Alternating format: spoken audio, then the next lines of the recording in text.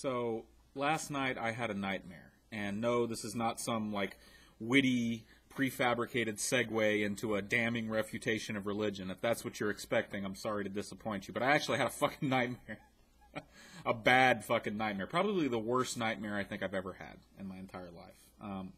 I've talked about my dreams before, I think, on my channel. I usually don't remember them, and when I do, they're usually really boring and stupid. But every once in a while, I'll have a nightmare. And when I have a nightmare, it's usually about one thing, and that's zombies. I hate dead bodies. I'm scared to death of dead bodies and zombies. I think it's a childhood trauma. My parents let me watch Night of the Living Dead, the original black and white Night of the Living Dead, when I was really young.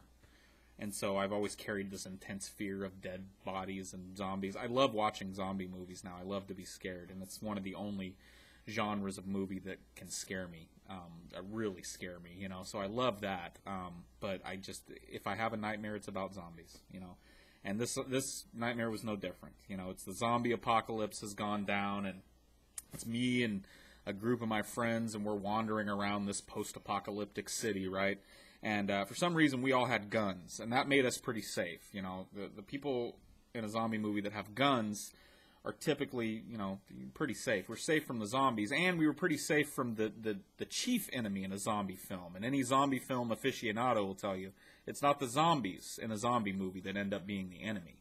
It's the other people, right? Other people end up fucking the main characters over. It's never the zombies. A little bit of social commentary for you there.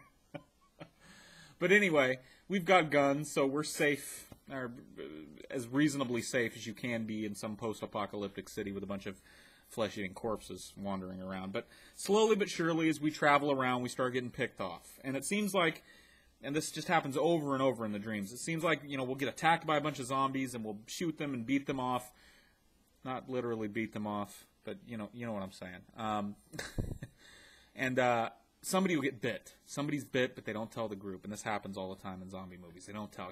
They get bit on the arm and they just cover it up with their sleeve because they don't. They don't want to be ostracized from the group. They don't want to be left behind. They don't want to be shot. They think that they can beat it, so they don't tell anybody. And then they turn into a zombie. And it always seemed like in the dream, every time this would happen, it's me that has to do the killing. I'd have to shoot one of my friends in the face, or I'd have to beat one of my friends to death, as they try to eat my fucking brains. I've got to, choke them and beat their brains in. And this happens over and over in the dream until towards the end of the dream, it's just me and my fiance left. We're the only two that have survived out of this, group of 10 friends. And night is falling, and we end up taking refuge in this high-rise skyscraper building, right? And we go in there, and of course, it's chock full of fucking zombies. And we decide we're going to get into the elevator and start going up. And we don't just go up to, the top. We go up floor by floor. It's like I think maybe I wanted to search for something. I wanted to find more weapons, because at this point I had nothing. Like, we had run out of bullets. I had nothing. And, of course, every floor that we go to, there's some horrific, gory zombie scene. Zombies all gathered around eating somebody's corpse, and we'd have to run away and just barely escape, and we just go up floor by floor by floor, and every floor this happens. And finally, we get to the high-rise penthouse, I guess, of this building, and we get up there, and there's nothing there. There's nobody, no zombies, no people. But I remember it was the scariest floor in that building. Like, I was more scared at that point in my dream than any other. Something just didn't feel right, And I told my fiance at that point, we need to get out of here. We need to get out of this building. And she says, okay. So we walk back over to the elevator, and I notice as she's going to push the elevator down button, right? I notice that the elevator has left our floor, which means, of course, that somebody or something on another floor has called the elevator. And I try to stop her at the last second. I say, no, don't, but she pushes the button. And so the elevator starts coming up. And at this point, I know there's going to be something in this elevator. And it gets all the way up to us. It takes forever to get to the top, and it slides open. And this is a very cliche moment, but in my dream it was just horrifying. It slides open, and there's a guy standing there, and you could tell he was fucked up. He's got his back to me. You could tell he was fucked up. His neck is all torn out or something, and he's just kind of standing there. And at that point, I woke up. Now, usually when you have a nightmare and you wake up, the worst of it is over. But that wasn't the case this time, and that's really what I wanted to talk about today, because the scariest part of this nightmare happened to me after I woke up from it. Now, usually when I have a nightmare, and this one was particularly bad for a nightmare of mine, but even so, I think usually it's just, I tell myself, you know, roll over, go back to sleep, you had a nightmare.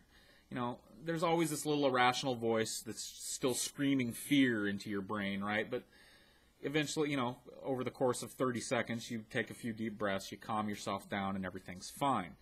And that rational voice wins out 99% of the, I mean, I've never had this happen to me. I'm always able to tell myself, just chill out, take a few deep breaths, it was a bad dream, go back to sleep, finish your fucking sleep, for Christ's sakes.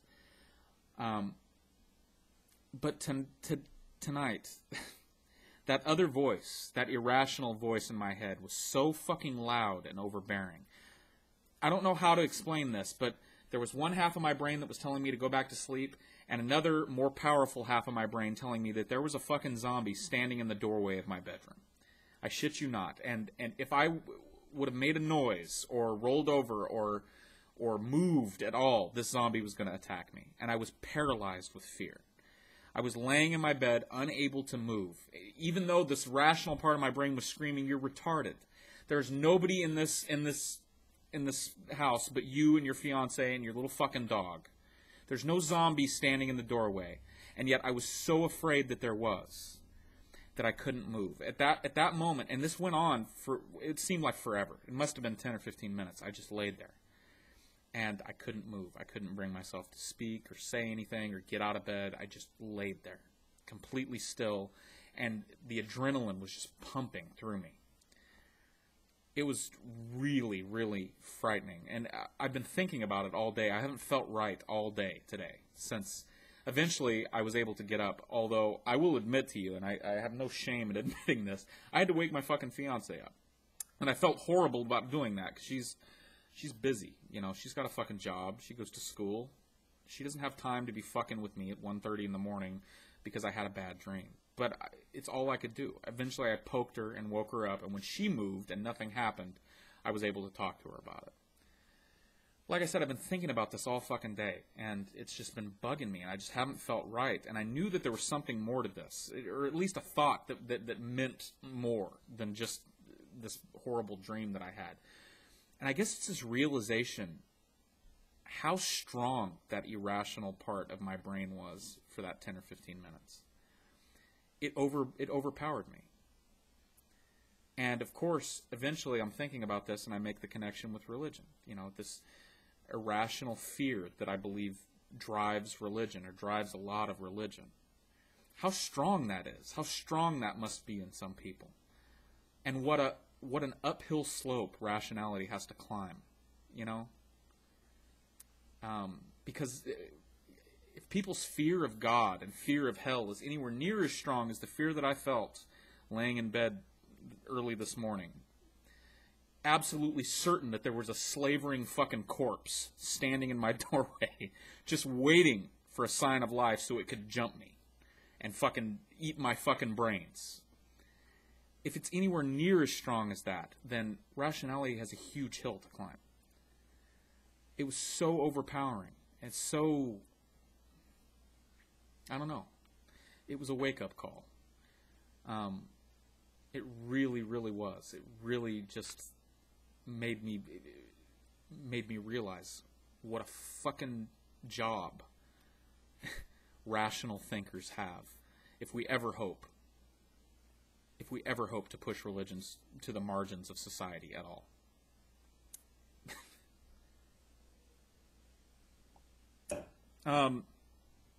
So anyway, yeah, that's pretty much it. That's what I wanted to cover. I also, right here at the end, and I'd like to hear from other people on this. Tell me about dreams that you've had. Has this ever happened to you? I don't know what you'd call it. It's not a night terror, right? I think night terrors are when you wake up screaming. I was fully awake, you know. I was just paralyzed with fear. If anybody's ever had this happen, let me know. Talk to me about it. I'd also like to talk about the Ego Boost contest. And yes, I know it's been a fucking month. And I told you guys it was going to take me a while, and it did. I had to slow way down because I just really did too much at once and was not really watching the video. You know, I'd go through the motions, but I wasn't getting any of it. I finally have gotten through the videos. I'm in the process of making the decision. I've got it narrowed down to a few people. I'm going to get a hold of the winner as soon as I know. for sure who it is, but I've got it narrowed down now, so no more submissions. So you'll be hearing from me soon on that. Yeah. Peace.